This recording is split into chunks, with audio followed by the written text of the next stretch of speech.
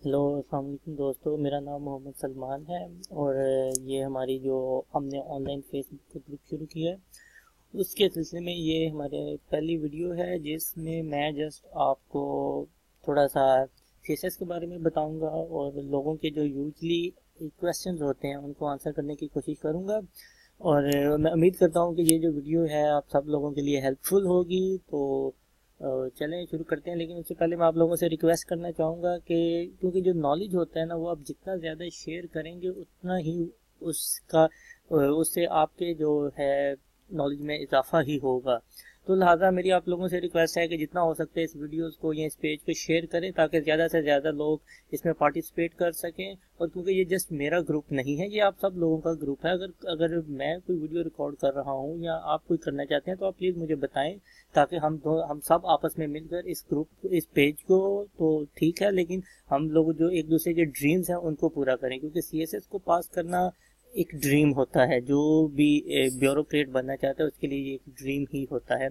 तो इसलिए मैं आप लोगों से रिक्वेस्ट करता हूँ कि अगर आप लोग चाहते हैं कि आप लोगों का भी नॉलेज बढ़े और आप इसमें पार्टिसिपेट करना चाहते हैं तो प्लीज़ इस पेज को शेयर करें और लाइक करें। और इसका जो लिंक है वो सामने आपके ये देखें, सामने इस पे जब आप क्लिक करेंगे तो वो हमारे पेज पे चले जाएगा और वहाँ से लोग इसे लाइक कर सकते हैं। तो चलें ठीक है, मैं थोड़ा सा पहले अपने बारे में बता देता हूँ, फिर उसके बाद हम जो अपनी ऑफिशियल प्रेजेंटेशन है वो स्टार्ट करेंगे। मेरा नाम मोहम्मद सलमान है। मैं एक्चुअली पाकिस्तान से हूँ, लेकिन अभी मैं पाकिस्तान में नहीं हूँ क्योंकि मैं अब्रॉड रह रहा हूँ अपनी मास्टर डिग्री के लिए। मैंने मास्टर डिग्री यहाँ से की है यूरोप से, और मैंने बैचलर डिग्री की है यूआईटी लाहौर से इलेक्ट्रिकल इंजीनियरिंग में। तो मेरा जो सीएसएस की तरफ रुझान है वो मेरे कज़न की वजह से शुरू हुआ। पहले मेरा कोई इतना नहीं था क्योंकि हमारे पाकिस्तान में एक सबसे बड़ा मसला ये है कि छोटी एज में कैरियर काउंसलिंग नहीं होती। जब बंदा आगे चलता है फिर उसे सारी चीज़ों का पता चलता है और फिर वो उस चीज़ की तरफ आते हैं। यही वजह है कि आप अगर कोई भी दूसरे एग्जाम्स या दूसरे लोगों को देखें जो ऑलरेडी ब्यूरोक्रेट हैं, जैसा कि मैं आपको इसकी मिसाल ऐसे दे सकता हूँ कि अब अगर आप देखें कि जैसा कि आर्मी के लोग हैं, एक हमारी परसेप्शन बनी हुई है कि आर्मी में सिंपल आर्मी के बच्चे ही जाते हैं। ऐसा क्यों है?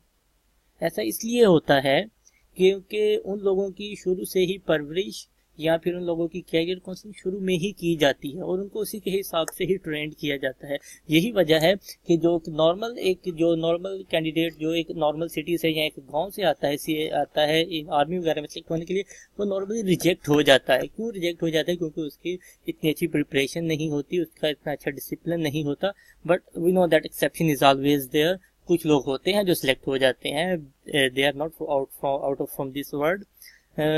तो इसलिए इसी तरह ही हमारा है ये सीएसएस के लोग जो हैं या जो ब्यूरोक्रेट्स हैं वो शुरू से ही अपने बच्चों की ट्रेनिंग ऐसे करते हैं कि उन्हें पता होता है कि आज से 20 साल बाद या 10 साल बाद इन्होंने सीएसएस देना है, लिहाजा उसके लिए ये चीज़ें इसके लिए अच्छी हैं, ये नहीं है, ये नहीं है। और मैं क्योंकि एक मीडियोकर फैमिली से था तो मेरे जहन में था कि यार हमने डॉक्टर या इंजीनियर बनना है, जैसे 9th-10th में बच्चों के जहन में होता है। और यही दो फील्ड है, अगर आपने पाकिस्तान में सर्वाइव करना है तो या डॉक्टर बनना है या इंजीनियर बनना है। मेरे जहन में भी ऐसे ही था। तो फिर मैंने नॉन मेडिकल चूज़ की, मैं इंजीनियर बन गया। लेकिन जब इंजीनियरिंग के फाइनली में आया तब मुझे पता चला यार ये भी होता है और इसको अगर हम ये करें तो इसके ये बेनिफिट्स हैं और इस तरह की चीज़ें हैं। ये मेरा पर्सनल एक्सपीरियंस है।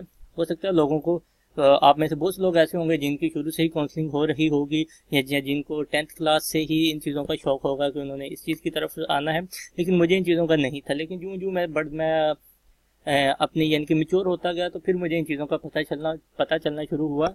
तो इसलिए फिर मैंने चूज़ किया कि मुझे सीएसएस देना चाहिए। एक अटैम्प्ट मैंने इसकी दी थी 2012 की। 2012 की अटैम्प्ट मैंने ऐसे दी थी कि 2011 में मैंने अपनी इंजीनियरिंग ख़त्म की थी अगस्त सितंबर में। और उसके बाद फिर मैंने 1-2 मंथ तैयारी की थी इसकी। फिर उसके बीच मेरे बड़े भाई की शादी भी आ गई थी नवंबर में। तो इन बिटवीन मुझे कोई डेट का मिला था। लेकिन फिर मैंने जस्ट एज ना क्योंकि मैंने 1-2 लोगों से पूछा था तो उन्होंने मुझे यही कहा था कि कोई बात नहीं है, आप पेपर में बैठो, 2-3 माह की तैयारी ठीक है, लेकिन इसमें ये होगा कि आपको पेपर पैटर्न, सारी चीज़ें, प्रेशर को हैंडल करना, ये सारी चीज़ें आपको आ जाएंगी। तो फिर मैंने अप्लाई किया, मैंने कर दिया। तो अल्लाह का शुक्र है, मैं ये नहीं कहता मैंने क्वालिफाई कर दिया था, मैं शुक्र इस सेंस में कर रहा हूँ कि मैंने वहाँ से बहुत कुछ सीखा। जो मेरी टोटल थी ना परसेप्शन अबाउट द एग्जामिनेशन, वो कम्प्लीटली चेंज हो गई। क्योंकि हम रटा बैकग्राउंड के सिस्टम से आ रहे थे, तो मैंने चीज़ों को रटे लगाए हुए थे, यही वजह थी। ऐसे का पहला पेपर था, और ऐसे के पेपर को मैंने एक रट्टा लगाया हुआ था। मैंने पिछले पेपर्स कुछ देखे थे, कुछ सीनियर्स की गाइडलाइन थी कि तो अच्छा प्रिपरेशन किया हुआ था। मैंने 2 से 3 टॉपिक को टारगेट किया हुआ था कि वो, क्योंकि पिछले कई सालों से, बल्कि पिछले क्या, एक नॉर्मल का भी पैटर्न है कि उन्होंने कौन कौन से टॉपिक्स को कवर करना होता है ऐसे में। फॉर एग्जांपल, एक आपको सोशल पे होगा, कुछ आपको प्रॉब्लम्स पे होगा, ग्लोबल हो या लोकल हो, इस तरह के, या फिर कुछ फिलोसफी टाइप होते हैं। तो मैंने एक टारगेट किया हुआ था कि मैंने कोई भी सोशल आएगा ना, जैसे कि वुमेन्स उन दिनों में काफ़ी ज़्यादा ट्रेंड चल रहा था, स्टेटस ऑफ वुमेन, इस तरह करके ना, तो यही वजह थी कि मैंने किया। तो ऐसे में मेरे आ गए थे 60। और जब फिर शाम का पेपर था, और एक दिन पेपर से एक दिन पहले मैं इतना एक्साइटेड था CSS के लिए कि जी मैंने तैयारी करके मैंने अब जाना है। और आपको पता है कि आमतौर पर पाकिस्तान में लोगों का कंसेप्ट ये होता है कि एग्जाम से एक रात पहले लोग सोते नहीं हैं या बहुत कम सोते हैं। तो मैंने भी ऐसे किया था। मैं इतना एक्साइटेड था कि मैं रात को सिंपल 2-4 घंटे ही सोया, और सुबह उठ के फिर मैंने ऐसे देखने शुरू कर दिए। और पहला पेपर तो मेरा A1 गया। जब दूसरा पेपर आया, पेपर B, तो क्योंकि उसी दिन होता है, तो उसमें फिर मुझे काफ़ी ज़्यादा डिफ़िकल्टीज हुई, और जो कि अनफॉर्चुनेटली मैं क्लियर नहीं कर पाया। तो लेकिन बाकी सारे मेरे सब्जेक्ट्स क्लियर थे, और मेरे मार्क्स भी 600+ थे। तो वहाँ से फिर मैंने कहा, फिर ये था कि मैंने अपनी फैमिली को भी सपोर्ट करना था, क्योंकि मेरे वालिद जो हैं वो फार्मर थे एक्चुअली। तो इसलिए फिर मुझे अपना बैकग्राउंड भी देखना था। यार, मैंने इंजीनियरिंग की हुई है, तो मुझे जॉब भी ढूंढनी है। तो इसी कोशिश में लग गया, और फिर मैं बाहर आ गया। लेकिन अभी जो इन्होंने एक इंक्रीमेंट किया एज में, उससे मुझे फ़ायदा होगा कि अब मैं दोबारा इसमें अपेयर हो सकता हूँ। तो इसलिए मैंने 2018 को चूज़ किया है कि तब मैं 2018 की अटैम्प्ट दूंगा, और 2018 की अटैम्प्ट में इंशाल्लाह कोशिश करूंगा कि जो मेरा ड्रीम है, या जो मैं अपना एलोकेशन चाहता हूँ जिस ग्रुप में, वो मेरी पूरी हो जाए। ठीक है, तो अब आते हैं, ये तो हो गया मेरे बारे में। तो फिर मैं बाहर आ गया, और बाहर आकर मैंने MS करना शुरू कर दिया। MS की जॉब की, प्रोफेशनल एक्सपीरियंस लिया, और यहाँ पे आकर रहने के मैंने सीखा कि यार, यहाँ पे मैं अच्छी लाइफ, अच्छी अर्निंग, सारा कुछ कर सकता हूँ। लेकिन फिर फ़ायदा क्या हुआ, इतना पढ़ने के बाद अगर आप बाहर जाके इनको सर्व कर रहे हो, तो इसका क्या फ़ायदा। तो इसलिए फिर मैंने ये चूज़ किया कि यार, क्योंकि अब मुझे अपॉर्चुनिटी मिल गई है एक, इसको अवेल करने की कोशिश करते हैं। इंशाल्लाह अगर किस्मत में हुआ तो मैं इसे क्लियर कर लूँगा। तो अब हम चलते हैं मज़ीद अपनी प्रेजेंटेशन की तरफ। तो दोस्तों, मेरा नाम मैंने बता चुका हुआ हूँ, और हमारा फेसबुक का पेज भी है, लोग इसे जानते भी हैं। और अगर आप इसे ज़्यादा से ज़्यादा शेयर करें, तो सिंपल ये लिंक पे वो क्लिक करेंगे तो ऑटोमेटिकली उस पेज पे चले जाएंगे। ठीक है, तो अभी मैं बताता हूँ कि आज हमने इस छोटी सी वीडियो का एक्चुअली मकसद क्या है। इस छोटी सी वीडियो में मैं आपको कुछ टिप्स बताऊंगा CSS के बारे में, जो कि बहुत कम लोगों को पता होगा। या लोगों को CSS के बारे में तो पता है, लेकिन जो टिप्स होंगे या जो मेरी ऑब्जर्वेशन है, आई थिंक कि वो दूसरे लोगों से थोड़ी डिफरेंट होगी। और ये सारा मेरा एनालिसिस है, सारी मेरी सजेशंस है। इसका किसी से कुछ नहीं है, और कुछ लोगों को ये पसंद आ सकती है, कुछ को नहीं पसंद आ सकती। तो लेकिन अगर जो भी चीज़ हो, और आपके कोई भी कंफ्यूजन हो, तो वो आप सिंपल फेसबुक पे, जो मैं जहाँ पे ये पोस्ट करूँगा, तो वहाँ पे आप सिंपल, या आप यूट्यूब पे होगा तो आप सिंपल उसमें कमेंट करें। और अगर आपको कोई कन्फ्यूजन है तो वो आप मुझे मैसेज करें, तो मैं आपको इंशाल्लाह उसका जितनी जल्दी हो सकता है उसका मैं अपने हिसाब से जवाब देने की कोशिश करूँगा। तो ठीक है, सबसे पहले मैं आपको CSS के बारे में बताऊंगा, फिर इनके ग्रुप्स के बारे में बताऊंगा। CSS में के ऑप्शनल सब्जेक्ट्स में कितने ग्रुप्स हैं, क्या से चूज़ करना है आपने उसमें से सब्जेक्ट्स को। और फिर उसके बाद में हम बताऊंगा कि हमने ये जो ग्रुप बनाया है इसका मकसद क्या है, और हमने इसको कैसे लेके चलना है, और इससे हम कैसे एक अच्छी अपनी CSS की 2018 की प्रिपरेशन कर सकते हैं। ठीक है, तो अभी अगर हम देखें तो ऐसे है कि जो CSS के एग्ज़ाम है, इसमें 2 हिस्से होते हैं। एक होता है रिटन एग्ज़ाम, और दूसरा होता है इंटरव्यू। तो जो लोग रिटन एग्ज़ाम पास करते हैं, सिंपल वही लोग क्वालिफाई करते हैं इंटरव्यू के लिए। और इसका ये मकसद नहीं होता, क्योंकि ये कम्पिटिटिव एग्ज़ाम है, इसका ये मकसद नहीं होता अगर आपने CSS में रिटन एग्ज़ाम पास कर लिया है और फिर आप अब उसके बाद इंटरव्यू है, क्योंकि इंटरव्यू में कोई फेल नहीं होता। इंटरव्यू में सिंपल आपको मार्क्स होते हैं। पास फेल वाला जो क्राइटेरिया है वो सिंपल आपका रिटन एग्ज़ाम में होता है। और इसका मतलब ये नहीं होता कि आपने CSS का रिटन एग्ज़ाम पास कर लिया है तो आपको अपनी मनपसंद जॉब मिल जाएगी, क्योंकि ये कम्पिटिटिव एग्जाम है और आपने इसमें लोगों को कम्पीट करना होता है। ठीक है, तो ये बेसिकली इसके दो पार्ट्स होते हैं। पहले आपका रिटन एग्जाम होगा, फिर उसके बाद आप जो लोग पास कर जाएंगे इसको, वो मैं आपको बताऊंगा कि इसका पासिंग क्राइटेरिया क्या है और इस तरह की चीज़ें। तो जो लोग इसको पास कर लेंगे फिर उनके इंटरव्यूज़ होते हैं। इंटरव्यूज़ होने के बाद फिर उनका एक मेरिट नंबर बन जाता है इन दोनों नंबर्स को मिला के। और फिर मेरिट नंबर जब बन जाता है तो फिर उसी के अकॉर्डिंगली वो जब आप फॉर्म फिल करते हैं तो फिर आप वहाँ पे अपने प्रेफरेंसेस लिखनी होती हैं कि जी मैं इस ग्रुप में जाना चाहता हूँ, मैं पीएसपी में जाना चाहता हूँ, मैं एडमिनिस्ट्रेटिव सर्विसेज में जाना चाहता हूँ, मैं फॉरेन अफेयर्स में जाना चाहता हूँ। तो इस तरह की चीज़ें होती हैं। तो वो लोगों की प्रेफरेंस के बेस पे प्लस उनका जो मेरिट नंबर है उसकी बेस पे फिर उनकी एलोकेशन हो जाती है। तो हमारा जो अभी का मकसद सिंपल हमारा रिटन एग्जाम को जो है ना उसको टारगेट करना है, जो कि 1200 मार्क्स का है, क्योंकि इसी पे ही लोग फिल्टर होके आगे जाते हैं इंटरव्यूज के लिए और फिर वहाँ से उनकी एलोकेशन होती है। तो हम रिटन एग्जाम्स को ज़्यादा फोकस करेंगे और इसी को टारगेट करेंगे। अगर आप रिटन एग्जाम की तरफ आते हैं तो रिटन एग्जाम में ना दो तरह के सब्जेक्ट्स हैं। रिटन एग्जाम पहली बात है तो कि वो है 600 मार्क्स का। ठीक है, ये तो एक है 600 मार्क्स का। और दूसरी बात ये है कि तो पहली बात तो ये कि इसमें जो हमारे पास कंपलसरी सब्जेक्ट्स होते हैं और ऑप्शनल सब्जेक्ट्स होते हैं। तो कंपलसरी सब्जेक्ट्स भी 600 नंबर के होते हैं, जो कि हर बंदे को जो भी सीएसएस में compete कर रहा है वो उसको लेने होते हैं। और कुछ ऑप्शनल सब्जेक्ट्स होते हैं जिसके डिफरेंट ग्रुप्स हैं, तो उसमें से भी आपको 600 नंबर के सब्जेक्ट्स चूज़ करने पड़ते हैं। उसके बारे में भी मैं आपको बताऊंगा कि कौन से सब्जेक्ट्स चूज़ करने चाहिए और कैसे चूज़ करने चाहिए इन सब्जेक्ट्स को। तो एट द एंड फिर जब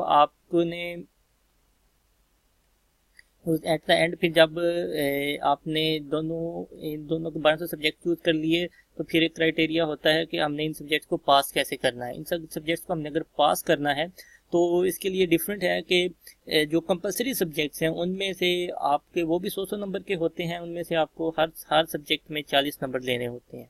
ठीक है, तो 40 नंबर आपने लेने होते हैं हर सब्जेक्ट में पास करने के लिए। और जो बाकी ऑप्शनल सब्जेक्ट्स हैं, ऑप्शनल सब्जेक्ट्स में से आपको 33% नंबर चाहिए होते हैं, हर एक जो भी एक 100 नंबर का सब्जेक्ट होता है। और एट द एंड आपके जो ये 1200 नंबर है, क्योंकि तो इसमें से आपको 1200 में से आपको 600 नंबर चाहिए होता है मिनिमम, हर सब्जेक्ट भी पास हो और 1200 में से आपका 600 नंबर भी हो पास करने के लिए। तो इसलिए ये अगर आप देखें तो आपको हर सब्जेक्ट भी आपका पास होना चाहिए, प्लस आपके पास जो टोटल मार्क्स हैं आपके वो भी आपके 50% एटलीस्ट होने चाहिए। तो इसका मतलब ये नहीं होता कि आपने फिर 50% नंबर लेके आपने पास कर लिया है और आपकी एलोकेशन हो जाएगी, ऐसा हरगिज़ नहीं। ये मिनिमम क्राइटेरिया है और आपको भी पता है कि जो मिनिमम क्राइटेरिया होता है इट मीन्स नथिंग। तो आपको मिनिमम क्राइटेरिया से काफ़ी ऊपर जाना पड़ता है if you want to be selected. तो इसलिए आप अपने प्रिपरेशन पे फोकस कीजिएगा और इंशाल्लाह हम कोशिश करेंगे कि हम अपनी अपनी डिजायर्ड जो भी है हमारा ग्रुप हम उसमें लोकेट हो सकें। ठीक है, अगर और उसके बाद फिर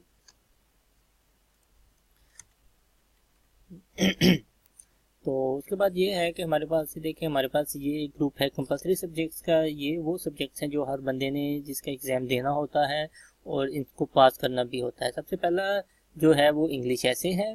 इंग्लिश ऐसे के बाद फिर इंग्लिश ऐसे टोटल 100 मार्क्स का होता है और इसमें से आपको पास करने के लिए 40 मार्क्स चाहिए होते हैं। तो 40 मार्क्स चाहिए होते हैं। और जो दूसरा पेपर है वो इंग्लिश है, वो इंग्लिश बी का होता है और इसको पास करने के लिए आपको भी 40 मार्क्स चाहिए होते हैं।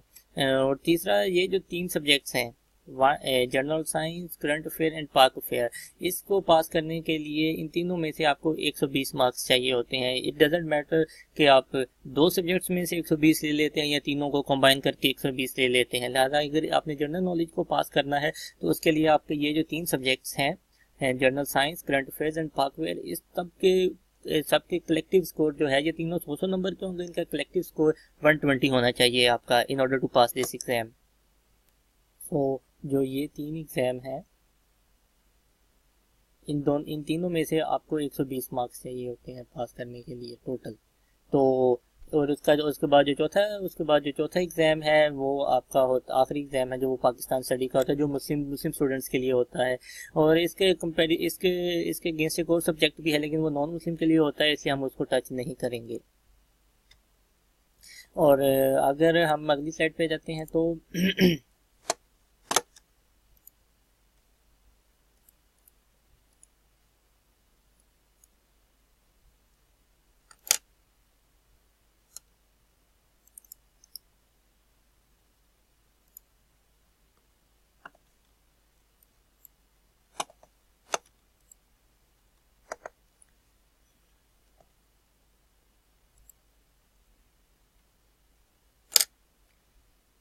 तो अगर हम ऑप्शनल सब्जेक्ट्स की तरफ आते हैं तो ऑप्शनल सब्जेक्ट्स में आपके पास टोटल 7 ग्रुप्स हैं।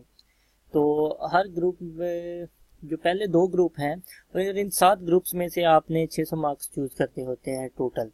तो पहले जो 2 ग्रुप्स हैं वो मैं इम्पोर्टेंट समझता हूँ, लेकिन क्यों मैं समझता हूँ इसे इम्पोर्टेंट उसके बारे में मैं अभी आपको थोड़ी देर में बताता हूँ। और बकिया जो सब्जेक्ट्स हैं, पहले 2 सब्जेक्ट्स में से आपको 200 नंबर का कोई सब्जेक्ट चूज करना पड़ता है, और जो आप बाकिया हैं उनमें से आप 100 के चूज कर सकते हैं मैक्सिमम, और 100 नंबर से ज़्यादा वाला सब्जेक्ट आप चूज नहीं कर सकते। ठीक है, तो इसको हम ऐसे ले सकते हैं कि हमारे पास ये एक ग्रुप है, ये दूसरा ग्रुप है, और ये बाकी 5 ग्रुप हैं। यहाँ पे इसके अंदर 5 हैं, इसके अंदर 5 ग्रुप हैं। ठीक है, 2 3 इसी तरह 2 और हैं। और ये जो 5 ग्रुप हैं इसमें से आप मैक्सिमम जो है वो 100 नंबर का मार्क्स सब्जेक्ट चूज कर सकते हैं, इससे ज़्यादा नहीं। एक ग्रुप में से, हर ग्रुप में से आप 100 का चूज कर सकते हैं, लेकिन 100 से ज़्यादा वाला का तो नहीं चूज कर सकते कोई भी। तो और ये वाले जो 2 हैं, इनमें से आप 200 सब्जेक्ट्स का चूज कर सकते हैं, ना 200 से कम ना 200 से ज़्यादा। और ये वाले जो 5 हैं, इनमें से आप 100 नंबर का चूज कर सकते हैं। 100 से कम का तो कोई सब्जेक्ट है भी नहीं, और 100 से ज़्यादा के भी, यानी कि एक ग्रुप में से आप 2 सब्जेक्ट चूज नहीं कर सकते। तो इसलिए मैं ये समझता हूँ कि ये जो आपका है ना ग्रुप 1 और ग्रुप 2, ये वाले जो 200 नंबर के हैं, तो ये वाले ग्रुप ज़्यादा इंपॉर्टेंट है as compare to the others. तो इसलिए इन 2 ग्रुप्स में से जो आपने सब्जेक्ट चूज करना है, उसके लिए आपको बहुत ज़्यादा एहतियात की ज़रूरत होगी कि उसमें डिफरेंट फैक्टर्स हैं जिसको देख कर आपको ये कोर्स चूज करना चाहिए। जस्ट एज दूसरों की बातों के पीछे लग के या कोर्स या मार्क्स या जैसे लोगों का ट्रेंड बना हुआ है कि जी ये अच्छा स्कोरिंग सब्जेक्ट है, इसको आप ले लो, इसमें से आपके अच्छे मार्क्स आ जाएंगे, पिछले 5 सालों से या 10 सालों से इसके अच्छे मार्क्स आ रहे हैं, इसलिए ये ले लो। तो आप इस चीज़ के पीछे ना जाएं। मैं आपको यही सजेस्ट करूंगा कि आप इसके पीछे ना जाएं, आप अपना इंटरेस्ट देखें और उसके हिसाब से इनको चूज करें। तो इसलिए मैं ग्रुप 1 और ग्रुप 2 की तरफ जाता हूँ कि हमें इनमें सब्जेक्ट में से क्यों चूज़ करना पड़ता है, और अगर हमने चूज़ करना पड़ता है तो हम इसे क्यों और कौन सा सब्जेक्ट चूज़ करें। ठीक है, तो ये हमारे पास पहला सब्जेक्ट है। पहला क्वेश्चन तो ये है कि जी हमें इन सब्जेक्ट में से चूज़ क्यों करना पड़ता है सब्जेक्ट, क्योंकि हमारे पास हमारे पास 7 ग्रुप्स हैं। ठीक है, ग्रुप 1, ग्रुप 2, ग्रुप 3, 4, 5, 6 और 7। अगर ये वाले 2 ऊपर वाले ग्रुप्स को हम छोड़ दें और बकिया वाले ग्रुप्स में से हर में से एक लेते जाएं, क्योंकि हम इसमें से मैक्सिमम 100 नंबर का चूज कर सकते हैं और एक सब्जेक्ट चूज कर सकते हैं, एक से ज़्यादा नहीं। तो ये 1 2 3 4 और 5। ठीक है, तो ये 5। तो आपके पास अगर 100 भी लेते हैं तो आप में से टोटल 500 नंबर मिलते हैं। 500 नंबर आप सब्जेक्ट चूज कर लेते हैं, और फिर हमें नंबर चाहिए 600 नंबर। 600 अगर छठा सब्जेक्ट चूज करने के लिए हमें ये जो पहले 2 ग्रुप्स हैं इनकी तरफ आना पड़ता है। अगर जब हम इन ग्रुप्स की तरफ आते हैं, लेकिन इस ग्रुप की रिक्वायरमेंट ये है कि हम 200 का सब्जेक्ट 200 नंबर के मार्क्स हमें चूज करने हैं, चाहे वो एक सब्जेक्ट में हो जाए या चाहे इसके लिए हमें 2 सब्जेक्ट चूज करने पड़े। तो ठीक है, पहले ग्रुप नंबर 1 पे आते हैं। ग्रुप नंबर 1 में आप देखें कि जी सारे सब्जेक्ट ही 200 नंबर के हैं। ठीक है, तो आपको इसमें से एक सब्जेक्ट चूज करना है।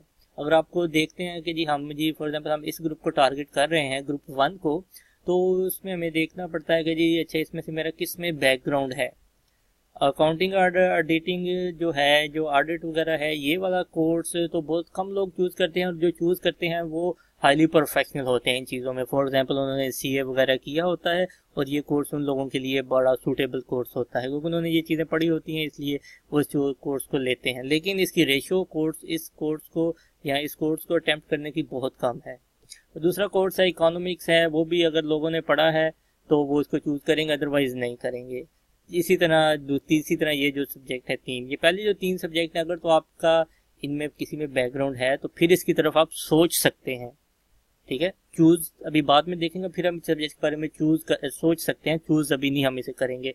और फिर ये 2 सब्जेक्ट्स जो कि लोगों के लिए एक कॉमन ट्रेंड बना हुआ है कि जी ये वाला ले लेते हैं या ये वाला ले लेते हैं। क्यों ये वाला चूज वो लोग करते हैं, वो लोग चूज करते हुए बड़ी चीज़ों को जो होता है ना उसको निगलेक्ट कर देते हैं, जिसकी वजह से एट द एंड उनके अच्छे मार्क्स नहीं आते, और फिर वो लोग कहते हैं कि जी हमारे अच्छे मार्क्स नहीं आए तो लिहाजा ये कोर्स अच्छा स्कोरिंग नहीं है।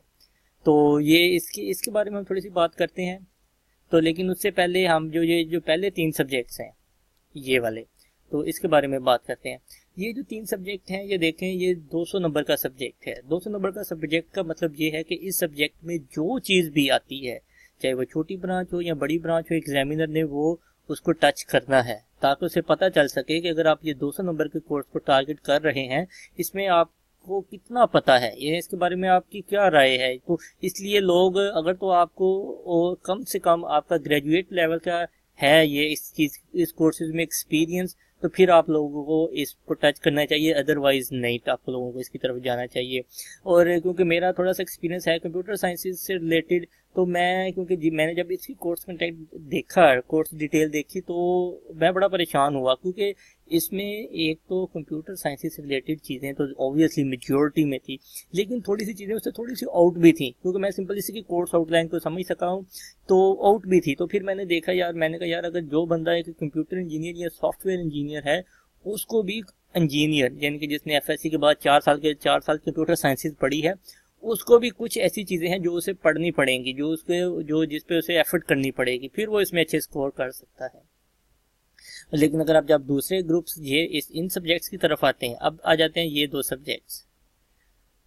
इन 2 सब्जेक्ट्स को लोग चूज करते हैं इसलिए कि क्योंकि इसमें कोई मैथमेटिक्स नहीं होती, कोई चीज़ नहीं होती, इसमें सिंपल थ्योरी होती है, और लोग ये समझते हैं कि यार थ्योरी है, हम लिख लेंगे हम। और ये दूसरा फ़ायदा इसका ये है कि जी ये दूसरे कोर्सेज में भी कवर हो जाएंगे, इसमें आपका करंट अफेयर भी आ जाएगा, और ये भी हो जाएगा, ऐसे भी कवर हो जाएगा, और इस तरह की चीज़ें लोगों ने, क्योंकि वो एक कहते होते हैं ना, एक कहावत है इस तरह कि जो एक इंसान है ना, इंसान वो अपने लिए जो है ना वो बहुत अच्छा एक लॉयर है, और दूसरे के लिए बहुत अच्छा जज है। ठीक है, अब जब उसने ये चीज चूज करनी है, वो आपको इसके लिए 1500 दलील आपको दे देगा, ये ऐसे भी है, ये वैसे भी है, ये कैसे भी है, इस तरह करके। लेकिन आप लोगों ने इनकी तरफ नहीं देखने, क्योंकि हर बंदे को पता होता है कि यार मैं कितना मेरा कैलिबर है, और किस चीज को मैं कैसे हैंडल कर सकता हूँ, इसलिए इन चीज़ों की तरफ देखना चाहिए। और जो लोग ये सब्जेक्ट चूज करना चाहते हैं, उन्हें 2 चीज़ों का खास तौर पर ख्याल रखना चाहिए। सबसे पहली बात तो उनकी जो है ना एनालिसिस पावर, वो अब बहुत ही स्ट्रांग होनी चाहिए if you want to get a good marks, क्योंकि ये वाले जो कोर्सेज हैं इसमें आप लोगों के ज़्यादातर जो क्वेश्चंस होंगे उसमें आप लोगों को अपना व्यू देना होगा एट द एंड। ये जिसे आप क्रिटिकल एनालिसिस भी आप कह सकते हैं कि एनालिसिस करना होगा उन चीज़ों का ना आपको, जैसे इंटरनेशनल रिलेशन है, ये सारा होगा ही एनालिसिस, एट द एंड वो आपको एनालिसिस करना पड़ेगा। लेकिन अगर आप रट्टा टाइप स्टूडेंट हैं या आपका एनालिसिस पावर इतनी अच्छी नहीं है, तो फिर इन कोर्सेज की तरफ ना जाएं। ये कोर्स थोड़े से आपकी जो एक्सपेक्टेशन है उस पर पूरा नहीं उतरेंगे, अनलेस आप एक्स्ट्रा ऑर्डिनरी इसमें आप एफर्ट करें, फिर डेफिनेटली ये कोर्स, कोई भी चीज़ है जिस पे आप एफर्ट करते हैं वो चीज़ आपको ज़रूर मिलती है। लेकिन इन चीज़ों के लिए एफर्ट का भी एक तरीका होता है, और वो भी हम आगे जाके देखेंगे कि इन लोगों को अगर आप प्रिपेयर करना चाहते हैं इन कोर्सेज को, तो आप कैसे प्रिपेयर करें। ठीक है, तो अब हम ग्रुप दूसरी की तरफ जाते हैं। ग्रुप नंबर जो 2 है, ग्रुप नंबर 2 में से थोड़ी सी इसमें देखेंगे अगर आप, तो थोड़ी सी इसमें ये है वैरायटी है कि आप इसमें थोड़ी सी वैरायटी इस सेंस में है कि कुछ सब्जेक्ट्स जो इसमें हैं, जैसा कि ये है, ये 200 के हैं, और बकिया वाले ये वाले जो हैं ये सारे 100 के हैं। तो इसमें से भी आपने 200 मार्क्स चूज करना है, चाहे आप फिजिक्स या केमिस्ट्री चूज कर लें, ये 200 मार्क्स की हो जाएगी, या फिर इनका कोई भी कॉम्बिनेशन, जैसा कि ये और ये चूज कर लें, या ये और ये चूज कर लें, जैसे जैसे भी आपको अच्छा लगता है। तो इन चीज़ों को, अगर आप इनमें से कोई सब्जेक्ट चूज करना चाहते हैं, लोग थोड़ी सी यहाँ पे भी थोड़ा सा कम सोचते हैं सब्जेक्ट चूज करते वक्त। देखिए, लोगों का ज़हन होता है, अगर आप फिजिक्स, फॉर एग्जांपल आप फिजिक्स लेते हैं, फिजिक्स का जब आप कोर्स कंटेंट डिटेल देखते हैं ना, वो कहते हैं यार ये तो सारा मैंने एफएससी में पढ़ा हुआ है, इसमें से थोड़ी सी मेहनत करूंगा तो मेरा तो ये अच्छा मैं निकल जाएगा, 200 मार्क्स का मैं ये चूज कर लेता हूँ। जो कि साइंस स्टूडेंट्स होते हैं, उन्होंने तकरीबन फिजिक्स पढ़ी होती है एफएससी में, और इसकी जो कोर्स कंटेंट डिटेल अगर आप देखें, कोर्स कंटेंट देखें, तो वो तकरीबन 80% जो है ना, वो आपका उसी में आ जाता है। 80% जो इसका है ना कोर्स सिलेबस, वो इसमें कवर हो जाता है। लेकिन अगर आप एग्जामिनर की जो रिपोर्ट है वो पढ़े ना फिजिक्स के हिसाब से, तो वो कहता है कि लोगों के पास जो है ना वो एडवांस नॉलेज नहीं है।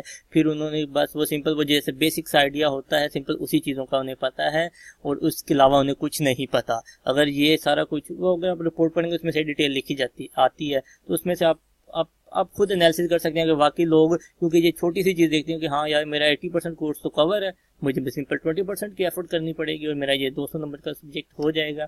तो इसलिए फिर आप देखें कि इस सब्जेक्ट को चूज करने से पहले देखें कि हाँ ये आपने पढ़ा हुआ अच्छी बात है, लेकिन आपने फिर जो आपको पास फॉर एग्जाम्पल 80% कोर्स आपने पढ़ा हुआ है या आपको उसके पास नॉलेज है, तो आप उसको एडवांस लेवल पे लेके जाएं, क्योंकि ये 200 नंबर का सब्जेक्ट है। कम से कम आप उसको ग्रेजुएट लेवल तक लेके जाएं अपनी स्टडी को इस सब्जेक्ट में।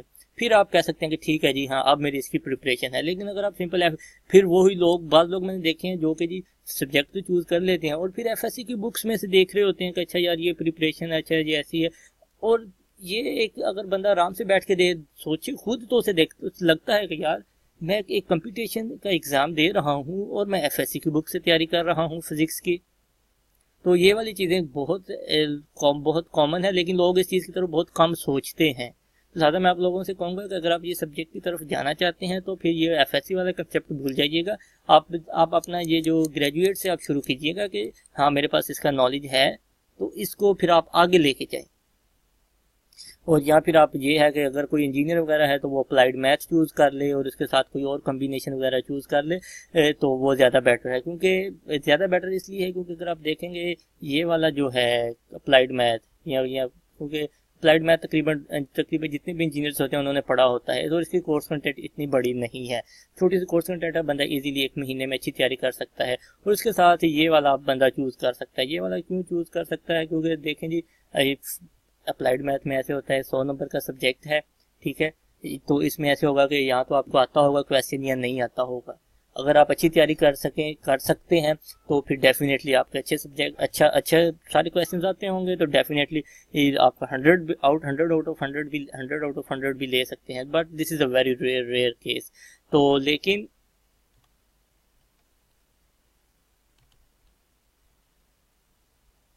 लेकिन 100 आउट ऑफ 100 लेकिन लोग अच्छा स्कोर कर सकते हैं अगर उनकी अच्छी प्रिपरेशन हो। फॉर एग्जाम्पल आप 100 में से 80 नंबर ले लेते हैं इसमें से, ठीक है। और ये वाला जो सब्जेक्ट है ये थ्योरेटिकल है, क्योंकि ये जस्ट लाइक इसमें आप ऑलरेडी काफ़ी ज़्यादा रिस्क ले रहे हैं, क्योंकि अगर आपके क्वेश्चंस नहीं आते तो definitely it will lower your score bye margin of 10। For example आपको क्वेश्चन नहीं आता 20 नंबर का, तो इकट्ठे आपके 20 नंबर चलेंगे, और अगर आपको आता है तो इकट्ठे 20 आएंगे।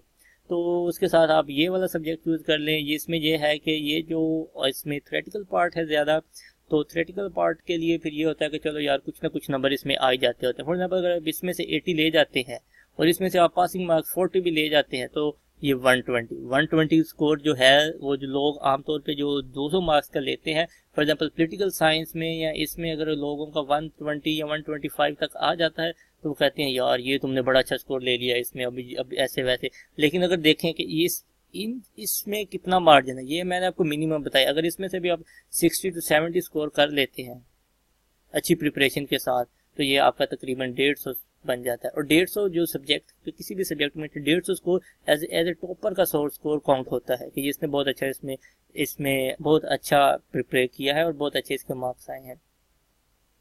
तो ये मेरी थोड़ी सी सजेशन है इस ग्रुप के हवाले से। बकिया जो 5 ग्रुप्स हैं उसमें तो आप लोग अपने इंटरेस्ट के मुताबिक कोई भी सब्जेक्ट चूज कर सकते हैं, लेकिन उसके बारे में मैं सिंपल इतना कहना चाहूँगा कि वो वाले जो सब्जेक्ट्स हैं उसमें से पहला तो आप अपना इंटरेस्ट देखिएगा, क्योंकि हर बंदे को उसके इंटरेस्ट का पता होता है। तो अपना इंटरेस्ट देखिएगा, उसके बाद देखिएगा अच्छा ये मेरा इंटरेस्ट है, फिर देखिएगा उसकी कोर्स कंटेंट, क्या यार ये काफ़ी लेंथी तो नहीं है। अगर लेंथी है तो फिर देखिएगा कोई और इसका अल्टरनेटिव ढूंढने के लिए, क्योंकि अगर कोर्स कंटेंट लेंथी होगा तो इसको कवर करने में ही बड़ा टाइम लग जाएगा। लेकिन अगर कोर्स कंटेंट या सिलेबस उसका छोटा होगा तो ये है कि उसकी आप अच्छी प्रिपरेशन कर सकते हो। अच्छी प्रिपरेशन ऐसे है कि फॉर एग्जाम्पल एक कोर्स है और जिसकी कोर्स कंटेंट बहुत छोटी सी है, ठीक है, 100 नंबर का है, तो उसमें आप ज़्यादा एफर्ट कर सकते हो, ज़्यादा बुक्स पढ़ सकते हो। चाहे आप टाइम उतना ही रखो जितना आपने बड़े कोर्स को देना होता है, टाइम उतना रखो, लेकिन उसको प्रिपरेशन उसकी इतनी अच्छी कर लो तो फिर भी वो आपको अच्छे मार्क्स दे जाता है। तो इसके बाद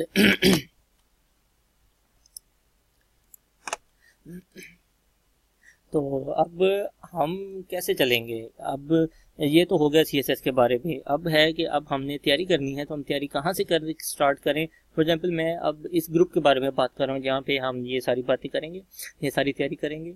तो इसलिए मैंने डिसाइड किया है, मैंने लोगों से कमेंट में भी पूछा कि हमें कहाँ से तैयार करनी चाहिए, कुछ ने कमेंट्स किए हैं।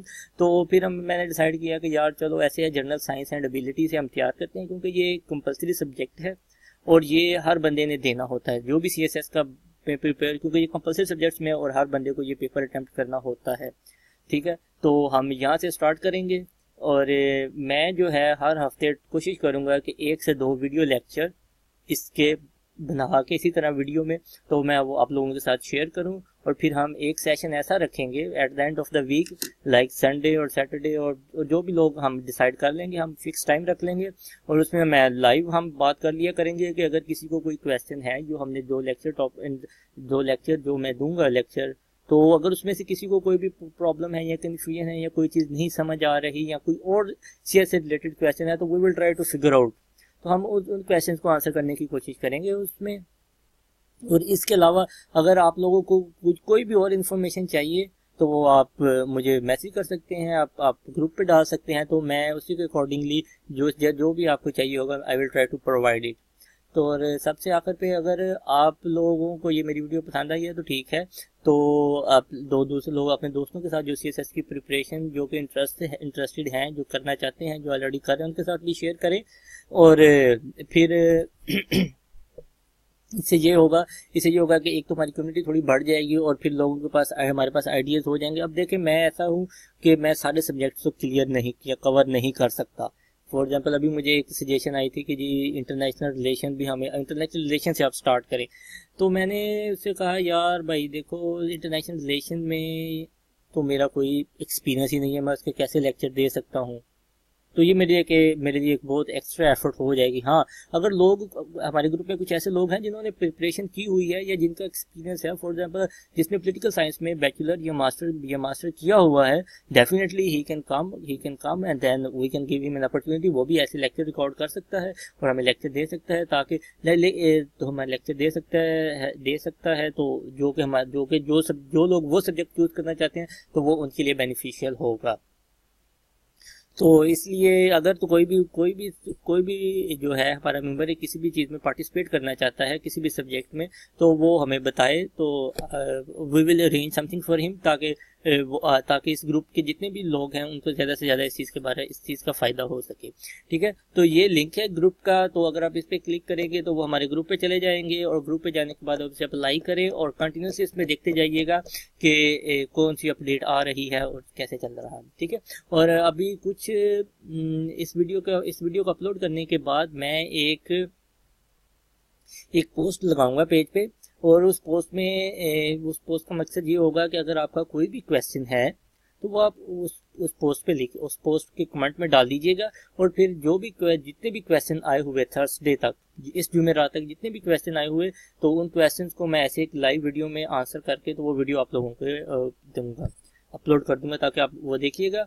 और इसके अलावा अगर भी आपको कोई भी कुछ चाहिए होता है तो आप मुझे प्राइवेट मैसेज भी कर सकते हैं, और मैं कोशिश करूंगा कि 24 घंटे के अंदर मैं आप लोगों को रिप्लाई कर दूँ हर चीज़ के बारे में। ठीक है, और शुक्रिया बहुत बहुत आप लोगों का कि आप लोगों ने टाइम निकाला मेरी इस वीडियो को। और अभी आज तो नहीं, कल या परसों मैक्सिमम मैं ना मंडे मॉर्निंग से, क्योंकि हमारा यहाँ से मेरा यहाँ से पाकिस्तान का टाइम डिफरेंस भी है 4 घंटे का, तो इसलिए थोड़ा सा टाइम डिफरेंस भी होता है, इसलिए मैं कोशिश करूँगा कि संडे नाइट, नहीं तो मंडे की मॉर्निंग में आप लोगों को मैं अपना पहला लेक्चर है जनरल साइंस एंड एबिलिटी, उस पर पहला लेक्चर आप लोगों को दूंगा, और इंशाल्लाह मुझे उम्मीद है कि आप लोगों को लेक्चर पसंद आएगा। और ये वाला जो मैं लेक्चर दूंगा, और मैं प्रीटी मच श्योर हूँ कि ऐसा लेक्चर ये अकेडमीज वगैरह में मुश्किल ही है कि यानी कि इतनी डिटेल में दिया जाए, क्योंकि देखें होता ऐसे है कि जब आप कोई अकेडमी वगैरह ज्वाइन करते हैं उन्होंने प्रोफेसर्स वगैरह रखे होते हैं। प्रोफेसर्स के लिए एक बच्चे का जो ड्रीम होता है वो प्रोफेसर के लिए वो उसका ड्रीम नहीं होता। अब फॉर एग्जांपल मैं सीएसएस क्लियर करना चाहता हूँ, मैं अकेडमी ज्वाइन करना चाहता हूँ, उनके लिए ऑल आर इक्वल। उसे किसी चीज़ का कोई मेहनत, उन्होंने एक लेक्चर प्रिपेयर किया है फॉर एग्जांपल लास्ट ईयर, वही लेक्चर वो दे ही जा रहे हैं, ठीक है। तो इसमें उन्होंने लेक्चर दे दिया, लेकिन अगर फिर मैं क्या करता हूँ, फिर मैं जी आकर वही लेक्चर उनके नोट्स में देख लेता हूँ, और लेक्चर देखने के बाद मैं कहता हूँ यार अच्छा अब मेरी प्रिपरेशन होगी, अब मैं टॉप कर लूंगा। लेकिन अब ये देखें कि आपके साथ जो 20 स्टूडेंट्स और भी बैठे हुए थे, उन्होंने भी वही लेक्चर दिया और उन्होंने भी वो नहीं नोट्सों से तैयार किया, ठीक है। तो वो फिर आप कैसे कह सकते हैं कि जी मैं टॉप कर लूंगा, जिसका मतलब वो 20 के 20 टॉप कर लेंगे, क्योंकि अगर उन्होंने भी वही याद किया, वही आया, वही लिखा, तो फिर 20 के 20 टॉप कर लेंगे। लेकिन ऐसा होता नहीं है। इसीलिए जब आप जो एग्जामिनर की रिपोर्ट समरी है ना उसको आप पढ़ें, तो उसमें लिखा होता है जो एक्स्ट्रा ऑर्डिनरी है वो 2 से 3% हर सब्जेक्ट में है। और वो 2 से 3% कौन होते हैं? जो लोग यहाँ से लेक्चर वगैरह तो लेते हैं, लेकिन फिर अपनी जो एफर्ट होती है वो भी इसमें डालते हैं, तो फिर चीज़ें बनती हैं। तो इसलिए मैं इंशाल्लाह कोशिश करूंगा कि जितना ज़्यादा, और जो ट्रेडिशनल मटेरियल है आमतौर पे ये लेक्चर्स और ये जो चल रहा है वो नहीं होगा। मैं कोशिश करूंगा कि आपको ऐसा नॉलेज दूं कि जो दूसरे लोगों के पास ना हो।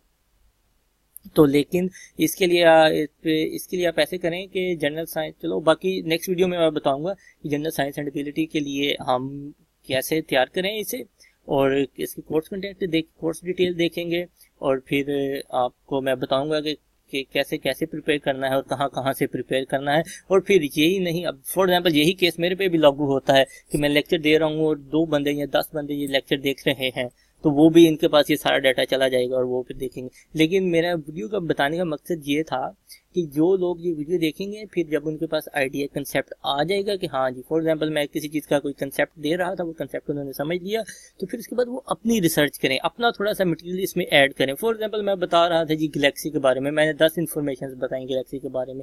अब 10 इन्फॉर्मेशन जितने भी लोग वीडियो देखेंगे उनके पास चली जाएगी, लेकिन अगर जो बंदा वाकई सिंसियर है और इसको अच्छी तरह प्रिपेयर करना चाहता है, वो थोड़ा सा और इसकी तरफ जाएगा, थोड़ा सा और नेट पे सर्च करेगा या और कोई बुक से देखेगा, तो ताकि इसमें और इन्फॉर्मेशन में वैल्यू ऐड करेगा। जब इसमें वैल्यू ऐड करेगा, डेफिनेटली वो जो दूसरे लोग हैं उनसे अच्छा परफॉर्म कर रहा हो। जब एग्जामिनर के पास पेपर जाता है तो वो सारी चीज़ें देख रहा होता है, अच्छा इसने भी ये लिखा है, उसने भी ये लिखा है, तो फिर डिफरेंस क्या होगा। लेकिन जब कोई दूसरा बंदा आएगा, जब 5 पेपर से चेक किए, 6ठा पेपर जब जिसमें एडिशनल इन्फॉर्मेशन होगी ऑथेंटिक, जाहिर बात है वो उसको फिर जब उसका ट्रेंड बना तो इसमें से 5 दे रहा है हर को। फॉर एग्जांपल उसने एक हाथ सेट कर लिया कि जी मैं 5 नंबर दे रहा हूँ जिसने इतना लिखा है या ऐसे जिसकी ये इन्फॉर्मेशन है।